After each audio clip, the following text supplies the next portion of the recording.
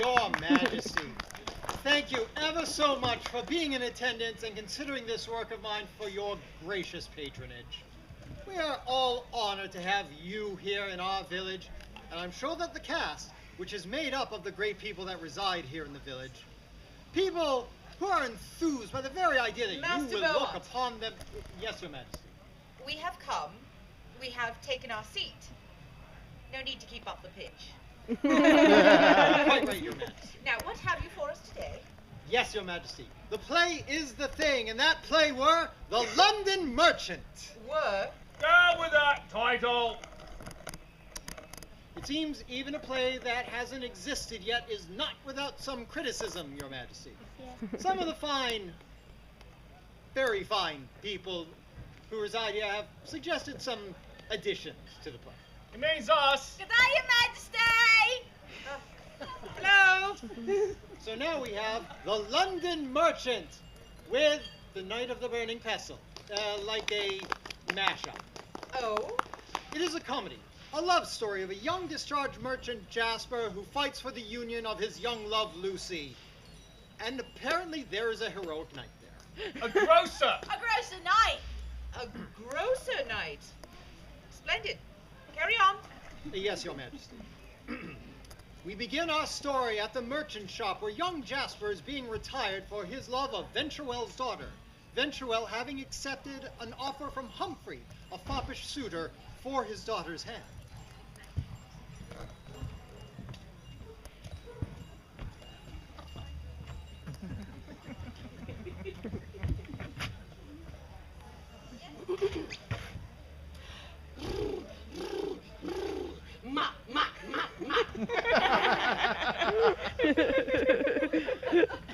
Sarah, I will make it known that you are my apprentice, and whom my charitable love redeemeth even from your fall of fortune. I gave you heat and growth to be what now thou art, cast thee. As I recall, you never had charge to love your master's daughter, and even then, when I had found a worthy husband for her. For your daughter, be there any love to my deserving born by her virtuous self, I cannot stop it, nor am I able to refrain her wishes. 'Tis very well, Sarah. I shall tell you how all this may be cured. Your care becomes you. And thus it must be. You are discharged, my service and my house. Take your liberty. And if I ever want a son, I will send for you. Mwah, mwah.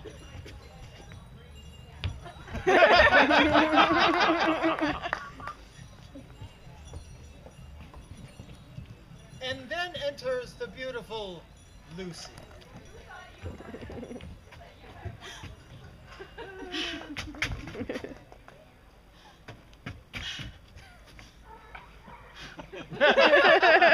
Why, how now, friend? Struck with my father's thunder.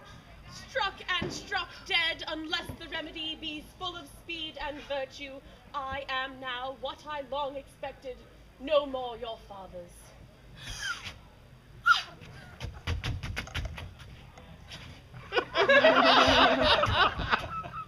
But mine. But yours and only yours I am. That is all I have to keep me from the statute. You dare be constant still? Oh, fear me not. In this I dare be better than a woman, nor shall his anger nor his offers move me, were they both equal to that of a prince's power. You know my rival? Yes, and love him dearly, even as I love him ague, or foul weather. I prithee, Jasper, fear him not. Oh no, I do not mean to do him so much kindness, but to our own desires. You know the plot we both agreed upon? Yes, and I will play my part, exactly. That is all I ask. Farewell, take my heart, 'tis yours. I'll be hanged for a halfpenny if there not be some abomination knavery in this place. Sir, And where be rave? Our grocer night. soon, lady, soon. And now, Humphrey the Fop meets with Venturell for talk of love.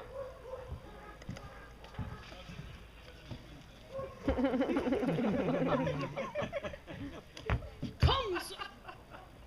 Come, sir. She is yours.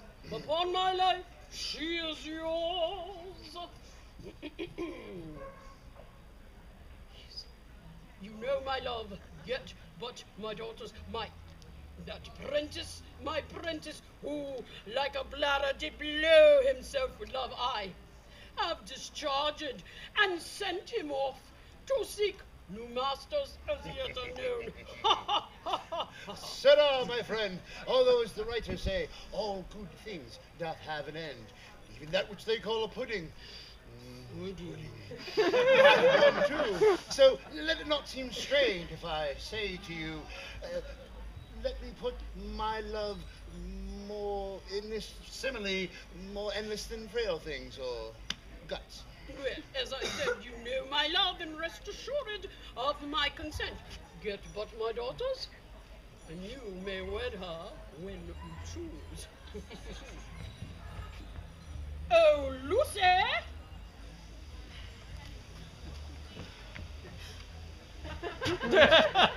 Called you, sir? I did. Give entertainment to this gentleman, but see you are not too forward. To her, sir, my presence will be but an eyesore to you.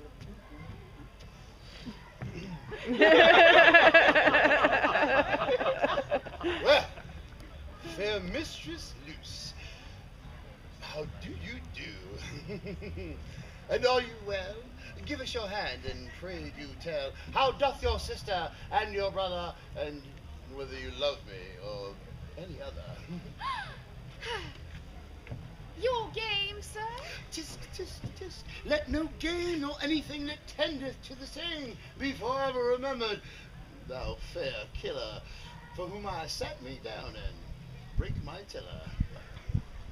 Beshrew me, sir, I am sorry for your losses, but as the proverb goes, I cannot cry. I would you had not seen me.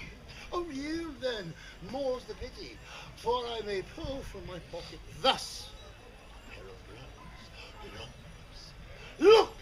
Neither the hound's tooth nor the dove's were e'er so white as these. So sweet they be, and whipped about with silk, as you may see. Why, sir, you know my will is nothing without my father's grant. Get his consent, and then you may with assurance try me.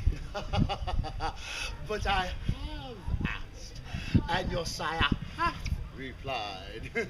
Sweet Master Humphrey, Luce shall be thy bride.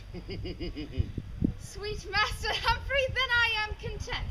Yet take me with you, there is another clause must be annexed, and so I give my hand. Our course must lie through Waltham Forest, where I have a friend will entertain us. And so, sweet Master Humphrey, then, if you are content, I must go. Lest I, though I die, I am promised to venture life and limb for one so young, so fair, so lovely, and so trim.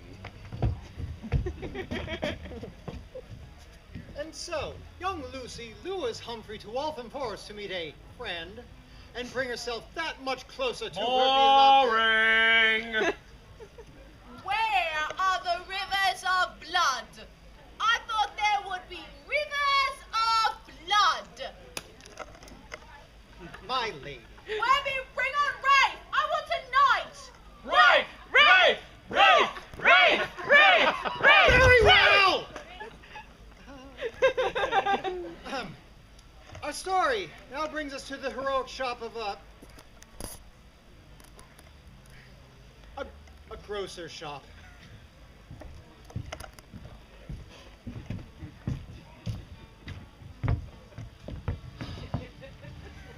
What brave spirit could be content to sit in his shop with a flappet of wood and a blue apron before him, selling Mithridatum and dragon's water to visited houses that might pursue feats of arms, and through his noble achievements procure such a famous history to be written of his heroic prowess? Well said, Rafe.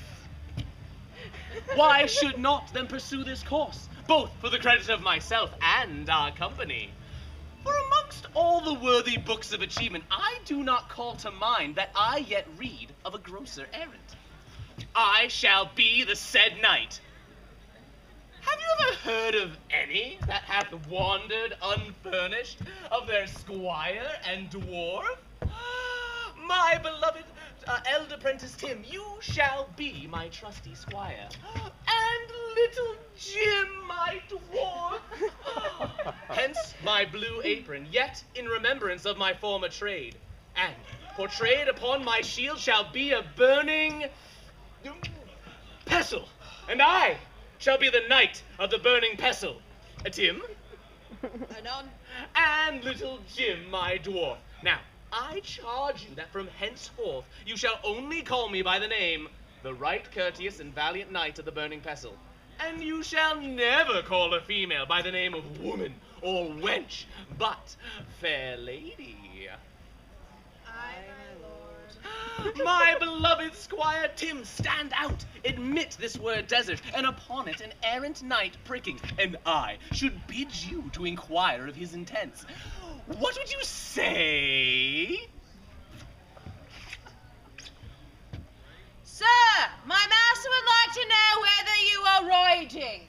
Nay, thus, fair sir, the right courteous and valiant knight of the burning pestle hath commanded me to inquire upon what quest are you bound, whether to relieve distressed damsels or otherwise.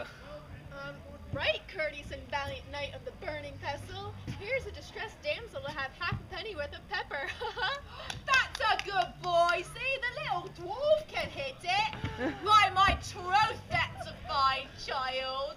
Oh, excellent. Well, Jim, relieve her with all courteous language. Now, shut up shop. No more my prentice, but my trusty squire and dwarf. I must bespeak my shield and arming pestle. Huzzah! Huzzah. Go thy ways, Rafe, as I'm a true man thou art, best of them all. Rafe, Aye, mistress, what say you? come again quickly, Rafe. Aye, mistress. Well done, Master Playwright! I laughed, I cried, I questioned reality.